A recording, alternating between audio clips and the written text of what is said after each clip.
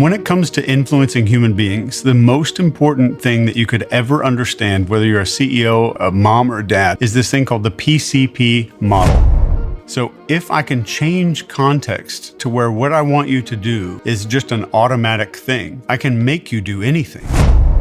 If you want someone to think an idea is their own, you have to make them feel clever for coming up with that idea.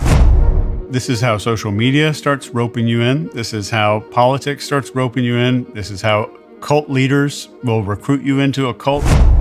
So the first step to really changing somebody's outcome, getting you to make a decision later on, is to change how you're viewing this situation. So when people talk about owning the frame of a situation or redefining what a situation means right there, is changing the perception of it. And the biggest mistake that people make with language is language should be resonating and not directing. If you want to speak well, you're not directing people to think certain things or to feel certain things. It should resonate with what they're already feeling and then start guiding them. So you're getting into their river, so to speak, and flowing with that first. Let's say we're at a business networking event and I walk up to you and I say, let's say I call out the script, openly call out the script. And I say, it's amazing how many people are just running the script of, I need to look like a business professional.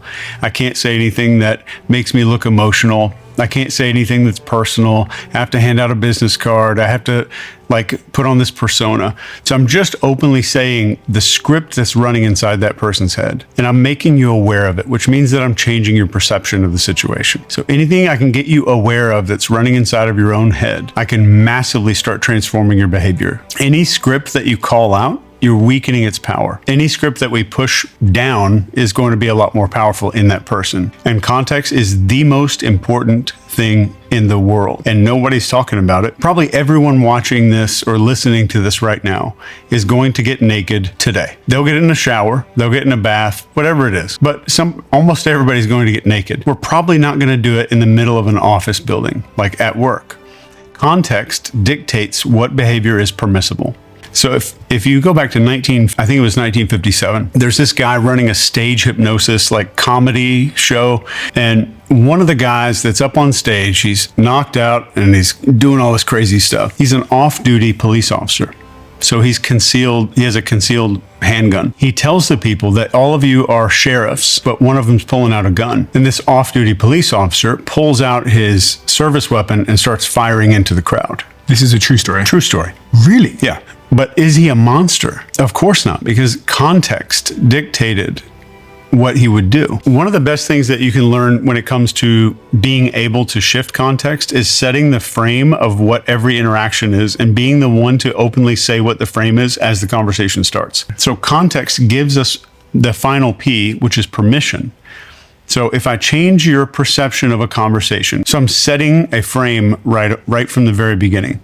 It's so surprising how few of us do that when we go into a conversation. Clever, not smart, not that they agreed with you. They feel clever on their own. So your brain makes this conclusion because they put two pieces of evidence in front of you. So when you think, you're not saying I agree with the facts that were presented to me. You're saying I'm coming up with my own idea. So the goal is, if I get two pieces of data and just put them in front of you and get them close enough together, I'm going to let you reach out and click these pieces of data together. And I'm not giving you the answer. I'm making you think that it was your own idea. I can get you to make identity agreements very easily. It's 3 steps. It's perception, and then context, and then permission. So if I change the way that you see a situation, I'm just changing your perception, not your beliefs. So if I get you to see a situation a little bit differently, and I'm shifting your camera angle. And then context. If I change the context, I don't need to shift any of your beliefs. I automatically change your behavior. And that's what's happening with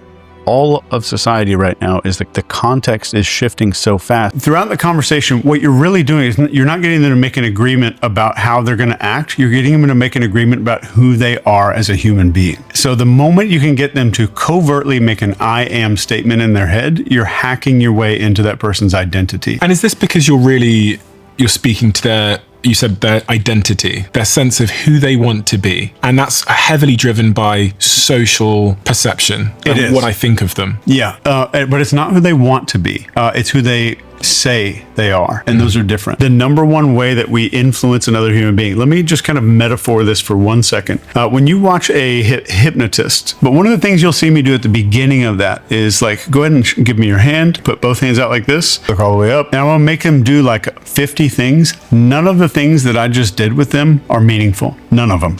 Everything was micro compliance, and you don't realize that you're going through this massive amount of compliance. Number one is, what is grabbing your focus? So I need to train my brain to look for manufactured novelty, some unexpected things. Train your brain to look for that. So that's the first way to hijack the mammalian brain is focus. Second is authority. So you train your brain the moment that an authority figure comes up. So part 3 of this is tribe. We start understanding and being able to spot the ways that artificial tribe is being manufactured. And then emotion. So when am I getting emotionally played? Not just when is something making me feel emotional.